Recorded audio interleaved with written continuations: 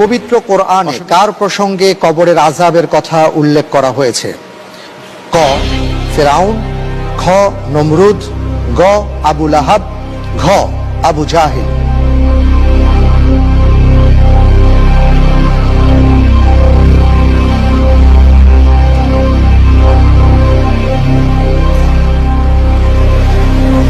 উত্তর হবে গ আবু লাহাব। আবু লাহাব। নমরুদ নয়, ফিরআউন নয়। সাইয়াসলা নারান যাতা লাহাব, সে আয়াতের প্রেক্ষিতে বলছে আর কি। আচ্ছা,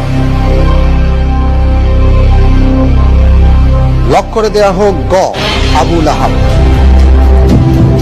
আপনি যে উত্তরটি দিয়েছেন আমি দেখতে পাচ্ছি